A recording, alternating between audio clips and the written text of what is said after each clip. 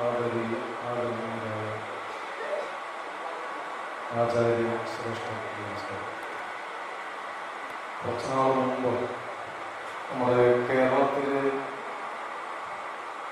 ഒരു മന്ത്രി പറഞ്ഞ ഒരു കാര്യം, വിശപ്പില്ലാത്ത കേരളം സൃഷ്ടിക്കുക എന്നതാണ് ഞങ്ങളുടെ ലക്ഷ്യം എന്നൊരു കാര്യം മന്ത്രി പറഞ്ഞു.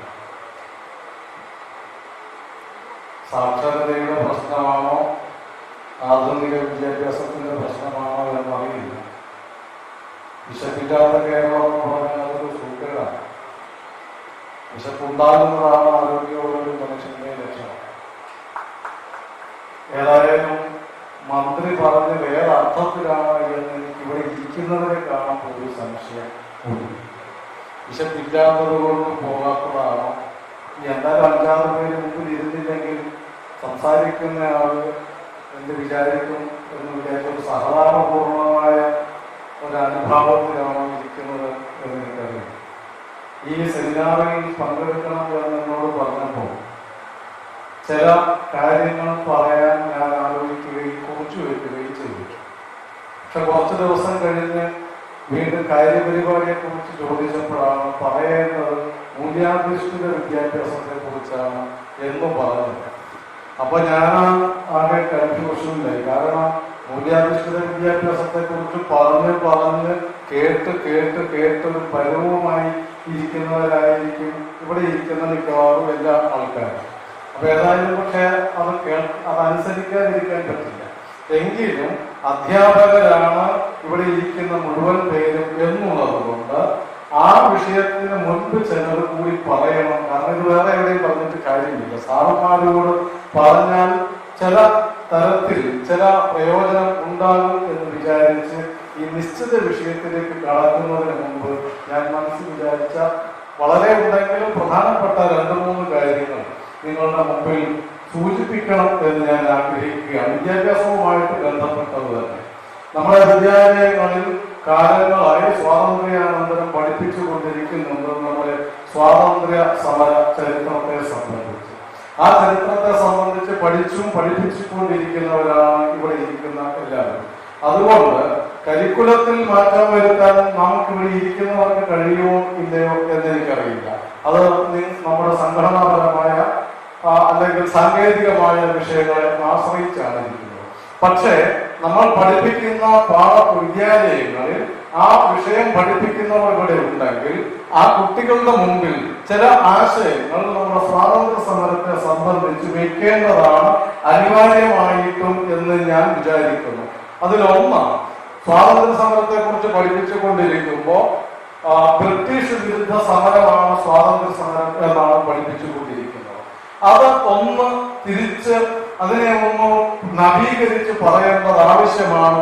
ഇനിയെങ്കിലും 7 പതിറ്റാണ്ടായി നമ്മൾ പഠിപ്പിച്ചുകൊണ്ടിരിക്കുന്നു. ബ്രിട്ടീഷ് വിരുദ്ധ സമരം മാത്രമല്ല സ്വാതന്ത്ര്യ സമരം എന്നുള്ളത്.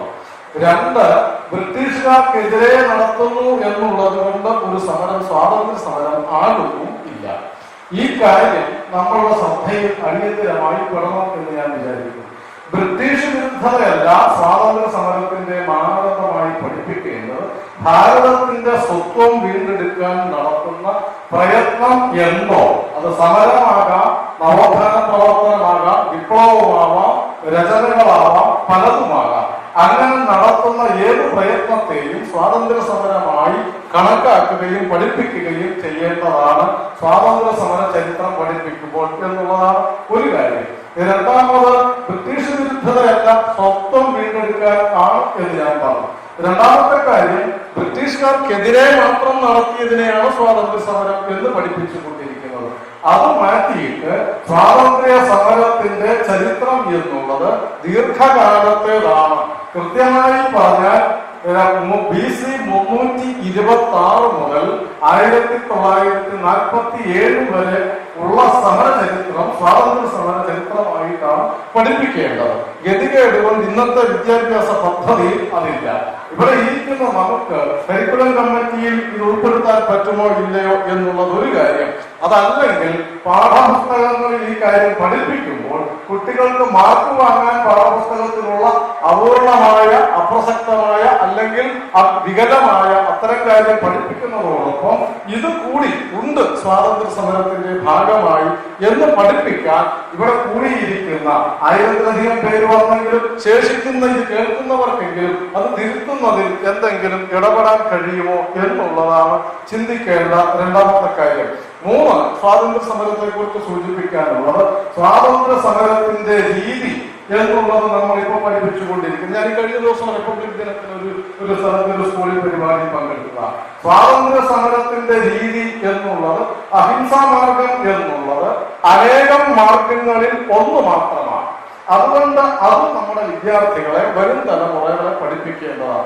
അനേകം തരം സമരങ്ങൾ നടന്നിട്ടുണ്ട്, അനേകം മേഖലകളിൽ നടന്നിട്ടുണ്ട്. വ്യത്യസ്ത ധാരകൾ, സ്വാതന്ത്ര്യ സമരത്തിലെ വ്യത്യസ്ത ധാരകൾ എന്നുള്ളത് നമ്മൾ എടുക്കേണ്ടതാണ് എന്ന് ഞാൻ വിചാരിക്കുന്നു. വിദേശ രാജ്യങ്ങളിൽ സ്വാതന്ത്ര്യത്തിന് വേണ്ടി പ്രയത്നം നടന്നിട്ടുണ്ട്. നവോത്ഥാന നായകന്മാരുടെ നവോത്ഥാന പ്രസ്ഥാനങ്ങൾ ഉണ്ടായിട്ടുണ്ട്, വിപ്ലവകാരികൾ ഉണ്ടായിട്ടുണ്ട്, രാജാക്കന്മാരും പ്രഭുക്കന്മാരും നടത്തിയിട്ടുണ്ട്, വനവാസികളും ജനങ്ങളും നടത്തിയിട്ടുണ്ട്, പട്ടാളക്കാരും നടത്തിയിട്ടുണ്ട്, കവികളും മറ്റ് സാഹിത്യകാരന്മാരും നടത്തിയിട്ടുണ്ട്. അനേകം തരത്തിൽ അങ്ങനെ നടന്നിട്ടുള്ള സ്വാതന്ത്ര്യ സമര പ്രസ്ഥാനങ്ങളിലെ അനേകം ധാരകളിലെ ഒന്ന് മാത്രമാണ് ഗാന്ധിയൻ സമരം. ആ തരത്തിൽ സ്വാതന്ത്ര്യ സമരത്തിന്റെ വ്യത്യസ്ത ധാരകളെ സംബന്ധിച്ചുള്ള ഒരു പാഠം പഠിപ്പിക്കേണ്ടതാണ്. സ്വാതന്ത്ര്യ ദിനത്തിൽ മിക്കവാറും വിദ്യാലയങ്ങളിൽ പറയുന്ന പമ്പര വിഡ്ഢിത്തം എന്ന് ഞാൻ അടിവരയിട്ട് പറയാൻ ശ്രമിക്കുന്ന ഒരു വാക്യം ഇനിയെങ്കിലും ഇവിടെ ഇരിക്കുന്നവർ പഠിപ്പിക്കുന്ന വിദ്യാലയത്തിലെങ്കിലും അത് തിരുത്തണം. ഒരു വെടിയുണ്ട പോലും പൊഴിക്കാതെ നേടിയ സ്വാതന്ത്ര്യം, ഒരു തുള്ളി ചോര പോലും വീഴ്ത്താതെ നേടിയ സ്വാതന്ത്ര്യം എന്നുള്ളത് നമ്മുടെ വിദ്യാലയങ്ങളിൽ ആഗസ്റ്റ് 15-ന് പതിവായി നടത്തുന്ന ഒരു പ്രയോഗമാണ്. അനേക ലക്ഷം ആൾക്കാര് ചോര ഒഴുക്കി ജീവൻ കൊടുത്ത് നേടിയതാണ് സ്വാതന്ത്ര്യ സമരം എന്നുള്ളത് നമ്മൾ അറിയുകയും പഠിപ്പിക്കുകയും ചെയ്യണം. അനേക ലക്ഷം, അനേകായിരമല്ല, അനേക ലക്ഷം, എത്രയോ ആയിരങ്ങൾ വെടിയേറ്റ് മരിച്ചിട്ടുണ്ട്. അതുകൊണ്ട് ചോര കൊടുത്ത്, വേണ്ടത്ര വില കൊടുത്ത് നേടിയതാണ് സ്വാതന്ത്ര്യം എന്നുള്ളത് പഠിപ്പിക്കേണ്ടതാണ്. മറ്റൊന്ന് ഈ വിഷയവുമായിട്ട് ബന്ധപ്പെട്ടത്, ഒന്നാം സ്വാതന്ത്ര്യ സമരം എന്നുള്ളത് ദയവായി ഇത് ബ്രിട്ടീഷുകാർക്കെതിരെ നടത്തിയ സമരം തന്നെ. ഒന്നാം സ്വാതന്ത്ര്യ സമരം 1857-ലല്ല, 1757-ലാണ് അവർ ഭരിക്കാൻ ആരംഭിച്ചത്. 5 വർഷത്തിനുള്ളിൽ 1762-ലാണ് ബ്രിട്ടീഷുകാർക്കെതിരായ ആദ്യത്തെ സമരം നടന്നത്. അതുകൊണ്ട് ബ്രിട്ടീഷ് വിരുദ്ധ സമരമാണെങ്കിൽ പോലും ഒന്നാം സ്വാതന്ത്ര്യ സമരം 857-അല്ല, 762-ആണ്. ഞാനതിന്റെ വിശദാംശങ്ങളൊന്നും കിടക്കുന്ന വിഷയങ്ങളായിരുന്നു അല്ലാത്തതുകൊണ്ട്. അതുകൊണ്ട് ഇത്തരം ചില തിരുത്തലുകൾ നമ്മുടെ വിദ്യാഭ്യാസ രംഗത്ത് വരുത്താൻ, പാഠപുസ്തകത്തിൽ വരുത്താൻ, വിദ്യാർത്ഥികളിൽ ഈ ബൃഹത്തായ ചരിത്രത്തിനെ അല്പമാത്രമായിട്ടെങ്കിലും അവതരിപ്പിച്ചാലേ ദേശീയ ബോധമുള്ള, ദേശീയ വികാരമുള്ള തലമുറ ഉണ്ടായി വരികയുള്ളൂ. വിദ്യാർത്ഥികളിൽ, വളരുന്ന തലമുറകളിൽ ദേശീയ വികാരം ഉണ്ടാകുന്നില്ലെങ്കിൽ ഉത്തരവാദിത്വം പഠിപ്പിക്കുന്ന അധ്യാപകർക്കും അഥവാ പഠിപ്പിക്കുന്ന പാഠപുസ്തകങ്ങൾക്കുമാണ്, പാഠ്യപദ്ധതിക്കാണ് എന്നുള്ളതാണ് ഒരു വിഷയം ഞാൻ സൂചിപ്പിക്കണം, വിശദീകരിക്കണം എന്ന് വിചാരിച്ചപ്പോൾ അവസാനിപ്പിക്കുന്നു. രണ്ടാമത്തത്, ഭാരതത്തിന്റെ വികസനവുമായി ബന്ധപ്പെട്ട് ബ്രിട്ടീഷുകാർ വന്നതിന് ശേഷമാണ് ഭാരതം വികസിച്ചത് വ്യാവസായികമായിട്ട് എന്നുള്ള ഒരു കാര്യം ചിലയിടങ്ങളിലെങ്കിലും പഠിപ്പിക്കുകയും പ്രചരിപ്പിക്കുകയും ചെയ്യുന്നുണ്ട്. ഈ രാജ്യത്ത് ഏറ്റവും കൂടുതൽ നാശം സാമ്പത്തികമായി, ഭൗതികമായി ഉണ്ടായത് ദേശീയ കടം എന്നുള്ള ഒരു ഏർപ്പാട് ഭാരതത്തിൽ ആദ്യമായിട്ടുണ്ടായത് ബ്രിട്ടീഷ് ഭരണകാലത്താണ് എന്നുള്ളത് നമ്മൾ തിരിച്ചറിയേണ്ടതുണ്ട്. ദേശീയ കടം ഇന്ന് നമ്മൾ അനേക ലക്ഷം കോടികളുടെ കടബാധ്യതയിൽപ്പെട്ടവരാണ്. അതൊന്നും ഭാരതത്തിന് മുൻപ് ഉണ്ടായിരുന്നതല്ല, ബ്രിട്ടീഷുകാരുടെ സംഭാവനയാണ്. മറ്റൊന്ന്, വിദ്യാഭ്യാസം വികസിച്ചത്, സർവ്വവ്യാപിയായത് അവർ വന്നതിന് ശേഷമാണ് എന്നുള്ള പഠിപ്പിക്കൽ പ്രചരണം നടക്കുന്നുണ്ട്. അതും തെറ്റാണ്. സാർവലൗകിക വിദ്യാഭ്യാസം നടപ്പാക്കണം, സൗജന്യ വിദ്യാഭ്യാസം നടപ്പാക്കണം എന്ന് 1911 ഗോപാലകൃഷ്ണ ഗോഖലെയും 1916 ബാലഗംഗാധര തിലകനും ബ്രിട്ടീഷ് ഗവൺമെന്റിനോട് ആവശ്യപ്പെട്ടതാണ് പൊതുവിദ്യാഭ്യാസം സൗജന്യമാക്കണം, സാർവലൗകികമാക്കണം എന്നുള്ളത്. അതിനെ തടഞ്ഞ ബില്ലിനെ പരാജയപ്പെടുത്തിയത് ബ്രിട്ടീഷ് ഭരണാധികാരികൾ ആണ്. അതുകൊണ്ട് വിദ്യാഭ്യാസത്തെ നന്നാക്കുകയല്ല നശിപ്പിക്കുകയാണ് അവർ ചെയ്തത് എന്നുള്ളത് ഒരു കാര്യം. ഈ വികസനവുമായിട്ട് ഭാഷകൾക്ക് വലിയ സംഭാവന ചെയ്തു അവർ എന്ന് പറയുന്നുണ്ട്. ഭാഷ പഠിച്ചത് അവർ ഈ നാടിന്റെ ഭാഷയെ അങ്ങ് നന്നാക്കി കളയാം എന്ന് വിചാരിച്ചിട്ടല്ല.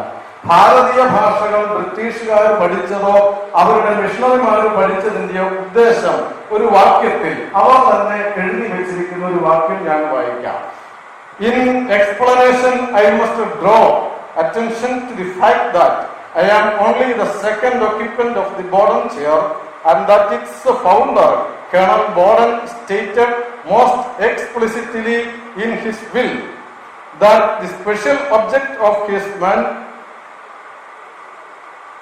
munificent bequest was to promote the translation of the scriptures into Sanskrit so as to enable his countrymen to proceed in the conversion of the native of India to the Christian religion.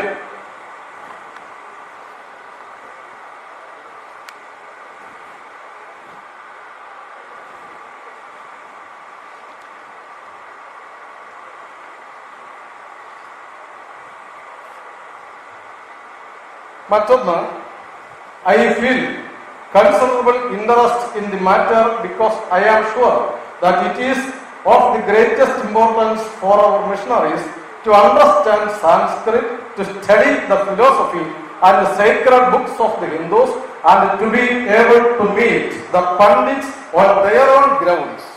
ഇതിനാണ് അവർ സംസ്കൃതം പഠിക്കുന്നതോ മലയാളം പഠിച്ചതോ ഡിക്ഷണറികൾ ഉണ്ടാക്കിയതോ. ഞാൻ ആദ്യം വായിച്ച ഖണ്ഡിക മാറിപ്പോയതാണ്, ഈ പറഞ്ഞതാണ്.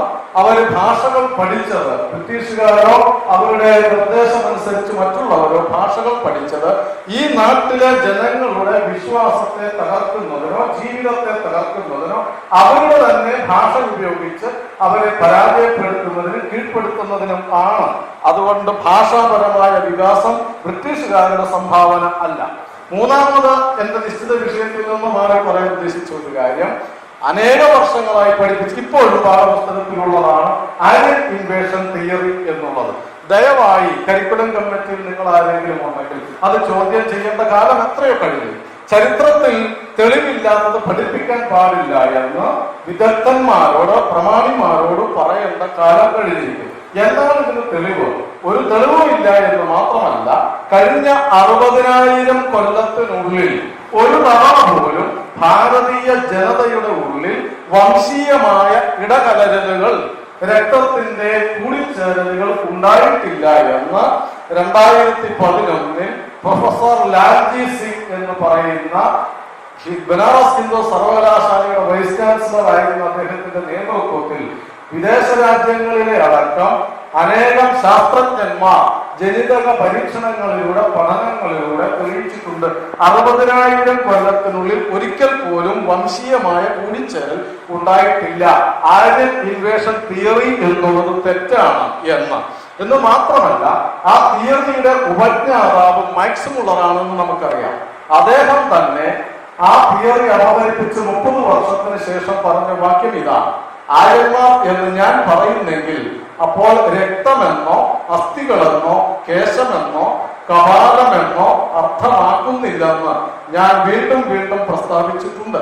ഒരാര്യൻ ഭാഷ സംസാരിക്കുന്നവർ എന്ന് മാത്രമേ ഞാൻ അർത്ഥമാക്കുന്നുള്ളൂ. ഇത് മാക്സ് മുള്ളറുടെ വാക്കാണ്. പറഞ്ഞത് ഇങ്ങനെ ഭാഷാപരമായ ഒരു പ്രയോഗമാണ്, വംശീയമല്ല എന്ന് പറഞ്ഞിട്ടും എന്തുകൊണ്ടാണ് ഇപ്പോഴും ഇത് പഠിപ്പിച്ചുകൊണ്ടിരിക്കുന്നത് എന്നുള്ളത് ചോദ്യം ചെയ്യേണ്ട കാലം കഴിഞ്ഞിരിക്കുന്നു. അധ്യാപകർ എന്നുള്ള നിലയിൽ നമ്മളുടെ ചുമതലയാണ് ഇത് ചോദ്യം ചെയ്യേണ്ടത് എന്ന് ഞാൻ ആഗ്രഹിക്കുകയും പ്രതീക്ഷിക്കുകയുമാണ്. ബ്രിട്ടീഷുകാരുടെ ലക്ഷ്യം വിദ്യാഭ്യാസത്തിലൂടെ നല്ലത് നടത്തുകയല്ല എന്ന് നമ്മൾ എല്ലാവരും ധാരാളം പറയാറുണ്ട്. മെക്കാളയുടെ മിനിറ്റ്സ് വായിക്കാറുണ്ട്. അതിൽ ഒരു വാക്യം ആ ഉദ്ദേശം, ഭാരതീയ വിദ്യാഭ്യാസം മാറ്റിയതിന്റെ ഉദ്ദേശം നമ്മൾ പറയാറുള്ളത് പോലെ എന്താണ് ക്ലർക്കുമാരെ ഉണ്ടാക്കുക എന്നുള്ളതൊന്നും ആയിരുന്നില്ല അവരുടെ ലക്ഷ്യം. അത് നമ്മളുടെ കണ്ടെത്തലാണ്. ഇവിടെ ഗുമസ്തന്മാരെ ഉണ്ടാക്കാനാണ് അവർ പുതിയ വിദ്യാഭ്യാസം ഉണ്ടാക്കിയത്. യഥാർത്ഥ ലക്ഷ്യം ഇതാ. അവർ English schools are flourishing wonderfully. We find it difficult, indeed, in some places impossible, to provide instructions for all who want it. At the single town of Hooghly, 1400 boys are learning English. The effect of this education on the Hindus is prodigious. No Hindu who has received an English education ever remains sincerely attached to his religion. Some continue to profess it as a matter of poesy, but many profess themselves pure deists, and some embrace Christianity.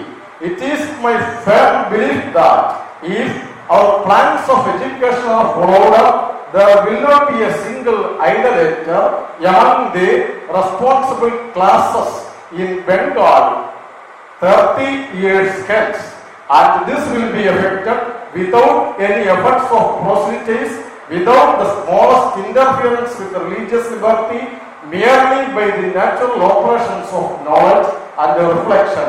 I heartily rejoice in the prospects. ഇത് Macaulay 1836 October 12 അദ്ദേഹത്തിന്റെ അച്ഛന് എഴുതിയ കത്തിൽ പറഞ്ഞതാണ്. അതുകൊണ്ട് നാം മനസ്സിലാക്കേണ്ടത് ചെറുതായ ലക്ഷ്യമല്ല വിദ്യാഭ്യാസം കൊണ്ട് അവർ സാധ്യമാക്കിയത് അഥവാ ലക്ഷ്യമാക്കിയത്. ഈ നാടിന്റെ പാരമ്പര്യങ്ങളെ, മൂല്യങ്ങളെ കൊള്ളാം എന്ന് വിചാരിക്കുന്നത് എന്തൊക്കെയാണോ അതിനോട് അവജ്ഞ ഉണ്ടാക്കുക, അതിനോട് വിപ്രതിപത്തി ഉണ്ടാക്കുക, അതിനോട് അനാദരവ് ഉണ്ടാക്കുക. ആ അനാദരവിലൂടെ ഭാരതീയ സംസ്കാരം നിലനിൽക്കുന്നത് മുഴുവൻ അനേകം സാംസ്കാരിക മൂല്യങ്ങളിലൂടെയാണ്, സങ്കല്പങ്ങളിലൂടെയാണ്. ആ സങ്കല്പങ്ങളെ തകർത്താൽ സംസ്കാരത്തെ തകർക്കാൻ കഴിയും. ഇത് പഠിച്ചത് യൂറോപ്യന്മാരാണ്. 2500 കൊല്ലത്തോളമായി ഭാരതത്തെ ആക്രമിക്കാത്ത ഒരു ശക്തിയും ലോകത്തിലില്ല. എന്നിട്ടും ഭാരതം എന്തുകൊണ്ടാണ് അവശേഷിക്കുന്നത്? ലോകത്തിൽ അവർ ആക്രമിച്ച ഏത് സംസ്കാരമാണ് അവശേഷിക്കുന്നത്? ആഫ്രിക്കയിൽ ഉണ്ടായിരുന്ന വിശിഷ്ടമായ സംസ്കാരം, അമേരിക്കയിൽ ഉണ്ടായിരുന്ന ശ്രേഷ്ഠമായ സംസ്കാരങ്ങൾ, യൂറോപ്യൻ നാടുകളിൽ ഉണ്ടായിരുന്ന അനേകം സാംസ്കാരിക ധാരകൾ ഒന്നുപോലും അവശേഷിക്കാതെ മുച്ചൂടും മുടിച്ചു കളയാൻ യൂറോപ്യന്മാർക്ക് കഴിഞ്ഞുവെങ്കിൽ അതിന്റെ കാരണം ആ സംസ്കാരത്തെ മുഴുവൻ തകർത്തു കളയാൻ, ശാരീരികമായി അഥവാ ഭൗതികമായി തകർത്തു കളയാൻ അവർക്ക് കഴിഞ്ഞു. അതേ ശ്രമമാണ് ഈ 2500 കൊല്ലമായി ഭാരതത്തിലും നടത്തിയത്. പരിക്കുകൾ ഏൽപ്പിക്കാൻ കഴിഞ്ഞു, നഷ്ടങ്ങൾ വരുത്താൻ കഴിഞ്ഞു. പക്ഷെ എന്തുകൊണ്ട് ഭാരതത്തിനെ പൂർണ്ണമായും തകർക്കാൻ കഴിഞ്ഞില്ല? 28ഓളം ശ്രേഷ്ഠമായ ലോക സംസ്കാരങ്ങളിൽ 27 എണ്ണത്തിനെയും തകർക്കുകയും ഒരെണ്ണം മാത്രം അവശേഷിക്കുകയും ചെയ്യുന്നുവെങ്കിൽ അതിന്റെ കാരണം എന്താ? ആ കാരണത്തെ കുറിച്ച് പഠിച്ച യൂറോപ്യന്മാർക്ക് മനസ്സിലായത് ഭാരതീയ സംസ്കാരം ഭൗതികമായ അർത്ഥത്തിലല്ല നിലനിൽക്കുന്നത്, അത് ആന്തരികമാണ്. അതിനെ തകർക്കാൻ കഴിയണമെങ്കിൽ ആന്തരികമായി മാത്രമേ സാധ്യമാക്കാൻ കഴിയൂ. ഭൗതികമായി പരാജയപ്പെടുത്തിയത് കൊണ്ട് സാധ്യമല്ല എന്ന് ബോധ്യപ്പെട്ടതിന്റെ അടിസ്ഥാനത്തിലാണ് പുതിയ പദ്ധതികളും പുതിയ ആക്രമണ ശൈലികളും ഒക്കെ ഉണ്ടാക്കിക്കൊണ്ട് പോകുന്നത്. അതുകൊണ്ട് ശേഷിക്കുന്ന ഭാരതത്തെ തകർക്കണമെങ്കിൽ ഈ സങ്കല്പങ്ങൾ അനേകം. അമ്മ എന്നത് സങ്കല്പമാണ് ഭാരതത്തിൽ, രാഷ്ട്രം എന്നത് സങ്കല്പമാണ് ഭാരതത്തിൽ, കുടുംബം എന്നത് സങ്കല്പമാണ് ഭാരതത്തിൽ, ഭാര്യ എന്നുള്ളത് അഥവാ പതിവ്രതയായ ഭാര്യ എന്നുള്ളത് സങ്കല്പമാണ്, പാതിവൃത്യം ഒരു സങ്കല്പമാണ് ഭാരതത്തിൽ. ഓരോന്നും സങ്കല്പമാണ്. ആ സങ്കല്പത്തിനപ്പുറത്തേക്ക് പോയാൽ സങ്കല്പത്തിനെ അപമതിക്കുന്ന ഒരു മാനസികാവസ്ഥ സൃഷ്ടിച്ചാൽ ഈശ്വരൻ പോലും സങ്കല്പമാണ്. അത്തരം സങ്കല്പങ്ങളെ തകർത്തു കളഞ്ഞാൽ ഭാരതത്തെ തകർക്കാം എന്ന് ബോധ്യപ്പെട്ടതിന്റെ അടിസ്ഥാനത്തിലാണ് ഈ പുതിയ വിദ്യാഭ്യാസ പദ്ധതി. ഇത്തരം ഭാരതീയമായ സാംസ്കാരിക മൂല്യങ്ങളെ തകർത്താലേ ഭാരതം പുരോഗമിക്കൂ എന്ന് വിചാരിച്ച ആളാണ് പണ്ഡിറ്റ് ജവഹർലാൽ നെഹ്റു. ആധുനിക ഭാരതത്തെ തകർക്കാൻ, സ്വാതന്ത്ര്യ അനന്തര ഭാരതത്തിന്റെ സാംസ്കാരിക മൂല്യങ്ങളെ തകർക്കാൻ നടപ്പാക്കിയ നെഹ്റൂവിയൻ വിദ്യാഭ്യാസ പദ്ധതിയാണ് ഇന്നത്തെ അധപ്പതനത്തിന് കാരണം. ഞാനത് ബോധപൂർവം പറയുകയാണ്. മെക്കാളയുടെ പദ്ധതി എന്നല്ല ഇനി പറയുന്നത്. അത്ര കാലമായി പറയുന്നു. അവർ പോയിട്ട് 70 വർഷമായില്ലേ. ഇപ്പോൾ നടപ്പാക്കിക്കൊണ്ടിരിക്കുന്നത് നെഹ്റൂവിയൻ വിദ്യാഭ്യാസ പദ്ധതി. എന്തുകൊണ്ട്? ഭാരതത്തിൽ മൂല്യവത്തെന്ന് നാം പറഞ്ഞിരുന്നത് മുഴുവൻ, സാംസ്കാരിക മൂല്യങ്ങൾ എന്ന് പറഞ്ഞിരുന്നത് മുഴുവൻ ഒരു തരത്തിൽ ഹൈന്ദവമാണ്, മതപരമല്ല, ഹൈന്ദവമാണ്. ആ ഹൈന്ദവമായ മൂല്യങ്ങളോട് പരമപുച്ഛമായിരുന്ന വ്യക്തിയാണ് ജവഹർലാൽ നെഹ്റു. അതുകൊണ്ട് അദ്ദേഹമാണ് തീരുമാനിച്ചത് ഈ മൂല്യങ്ങൾക്കപ്പുറത്തേക്ക് ആധുനിക ശാസ്ത്രത്തിന്റെ അടിസ്ഥാനത്തിലുള്ള ഒരു വിദ്യാഭ്യാസ പദ്ധതി ഉണ്ടാവണം. അതിൽ ഈ മൂല്യങ്ങളെ തിരസ്കരിക്കണം, നിരസിക്കണം. അതുകൊണ്ട് ഈ പറയുന്ന മൂല്യങ്ങൾ മതപരമാണ് ഒരർത്ഥത്തിൽ അദ്ദേഹത്തിന്റെ ദൃഷ്ടിയിൽ. അതുകൊണ്ട് മതേതരമായ വിദ്യാഭ്യാസമാണ് കൊണ്ടുവരേണ്ടത് എന്നൊക്കെ ഉള്ള സങ്കല്പത്തിന്റെ അടിസ്ഥാനത്തിലാണ് കഴിഞ്ഞ 70 വർഷമായി നമ്മുടെ നാട്ടിൽ വിദ്യാഭ്യാസം നടപ്പാക്കിക്കൊണ്ടിരിക്കുന്നത്. ഈ വിഷയത്തിൽ നമ്മൾ ഇവിടെ വെച്ച ഹെഡിങ് ഉണ്ടല്ലോ, തലക്കെട്ട്.